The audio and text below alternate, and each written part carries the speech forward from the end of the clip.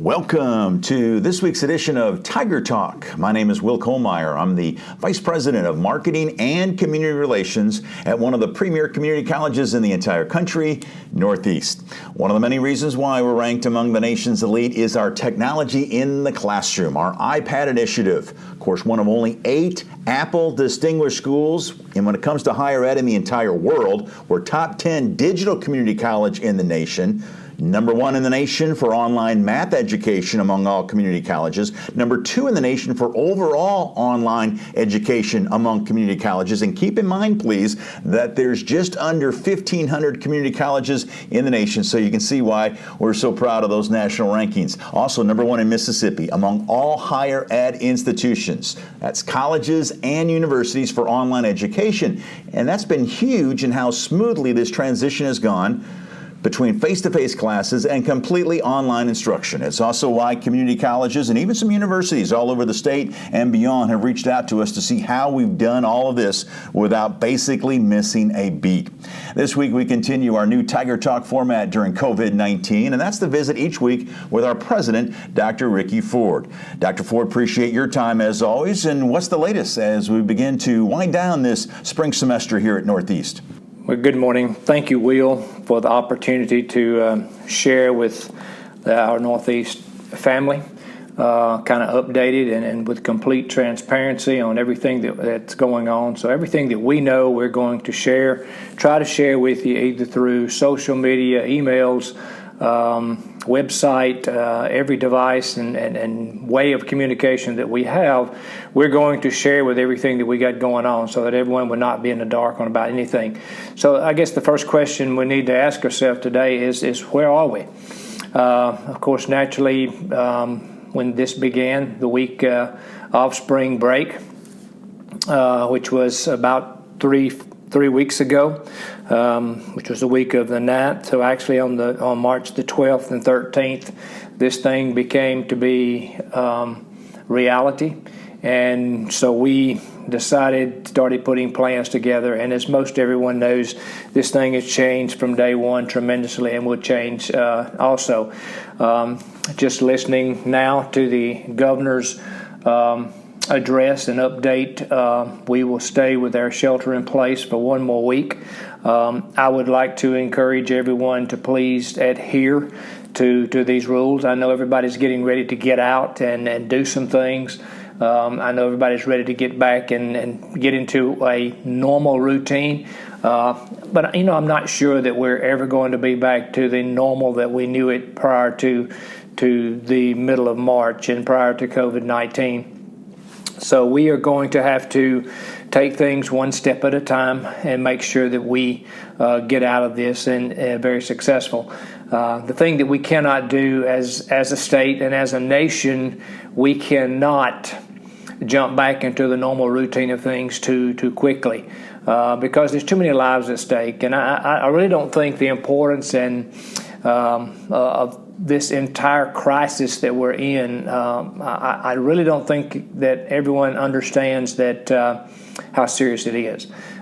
This is a contagious disease that will spread quickly. It will be asymptomatic in a lot of people.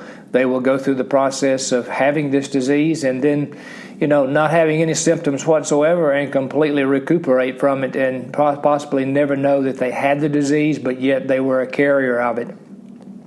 And we want to make sure that we stay away from large crowds and keep the workforce here to a very, very, very minimum. So we have another week of the shelter in place provided by the governor, and we're going to abide by that here at Northeast. And I think once the curve begins to flatten out and then begins to descend, we will start bringing our workforce back into the workplace. And we'll begin from there. So, as I said a moment ago, where are we? We have transferred a lot of 600 and something classes from face-to-face to online instruction in a very short period of time. And that goes back to our being prepared as an institution, just because we have had the insight into the instruction and the types of instruction that our students need and want and are very apprehensive too as far as accepting. So they're being very accepting to this type of instruction that we have. So we were prepared for this transition, so it's gone very well. I do want to thank the teachers again, the instructors. They have been fabulous, and they're continuing to be fabulous and to be creative and to think of ways that they can incorporate into this learning process. So we're excited about where we're headed and what we're doing with our students. And saying all that, as you well know, we are going to finish up this semester as an online institution. We've made the decision to go fully online for the summer 1 and summer 2. We will incorporate some hybrid classes into that for some science classes and science lab that actually needs to meet face-to-face, and even some career tech and some nursing health science programs that we have too. So we're going to move forward with that. Hopefully by this fall we will be able to open this thing back up to some type of normalcy that we are used to. Graduation has been postponed until a later date. And this is such a huge deal for our students and for our parents and families, so we're going to make sure that we continue on with that. Our dorm refunds for our students, we got permission from our board just this week to incorporate a 50% refund of their dorm fees and meal fees. So we will be reimbursing that to students that paid cash money, either cash money out of their pocket or Pell Grant monies, which is their money through the federal financial aid office, and through which we disperse through our financial aid office. So we're going to refund those monies only. If you received a scholarship which paid your meals in your dorm, that will not be refunded to you. Any refund that we do will be applied to old balances, and there are very few of those, but we have taken those and those refunds we have applied to balances that students have. So we're going to move forward with that, and probably around the 1st of May. And then I know a lot of students are out there and they're wondering, when are we going to move out?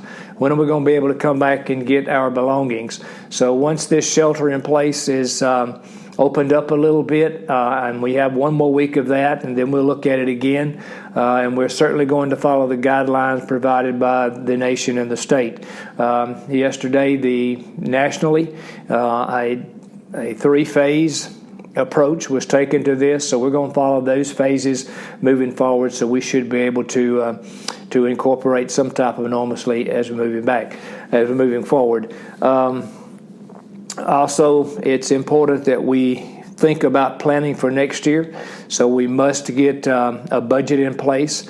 And talking with the legislative representatives from our area, they're very concerned about the tax collections coming in for the month of May and June, and we are concerned about that also. So we're keeping an eye on that. Hopefully the stimulus money will incorporate a little bit of relief there as far as people spending and tax collection staying up to a level. So in saying that, we were informed that we can look for at least a 5 or 10% reduction in level funding that we had last year. So we're preparing a budget with a 5% reduction. Mr. Murphy has gotten out an email concerning that, so you can be thinking about planning your budgets and moving forward with that. Our advising has gone well online. As of this week, we had 845 registered students for the fall of 2020. We had 865 registered this time last year. Summer school has really jumped up in numbers. In summer 2020, as of last week, we had 330 that were enrolled. On this day last year, we had 261. So I think people are seeing out there, students, the graduating seniors are seeing that Northeast is providing an excellent opportunity and excellent education online, so they're taking advantage of that. I do want to remind people about summer orientation.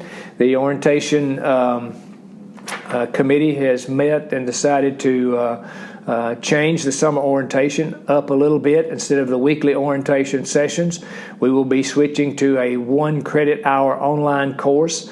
This will be set up. It's free of charge. It will It will carry over throughout the summer, and the students will receive 1 hour's credit for this, with all fees will be waived for this. So it will continue to be free, but it will be part of the orientation class, and they will receive a 1 hour's credit for it. We were planning a virtual tour, which will take place at some time in the future, but that's been put on hold, which is produced by C Boundless, and they will be working on a virtual tour for us that we can use in our recruiting efforts. I also want to mention that we have coming up in June through our mobile learning conference that we have every summer. We have a list of 30 speakers, all are Apple Distinguished Educators, that will bring really a tremendous message to our K through 12 colleagues, and also our IHL and senior institutions, and also community college instructors, with the topic being transition to online instruction and remote learning. So this will be a great opportunity in order to do that. So in saying all that, we have made a really good transition, I think, from face-to-face to online. Let me encourage you as faculty, if you run into a problem, if you encounter a problem, please let us know, and we will certainly help you out with that and make sure that we are available to assist you in anything. So if you try something and it doesn't work, that's okay. If our students run into problems, make sure that we are available to assist them. One thing is that we have come up with about 200 students that have not checked in with their teachers or instructors. I would encourage all of our instructors, and we have a team in place that's contacting these students also. But and I know all of you have tried to contact them. Some people just don't check emails.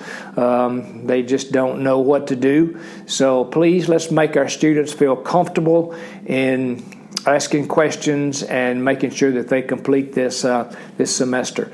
One thing that we have added to our website, and it's called a chatbot.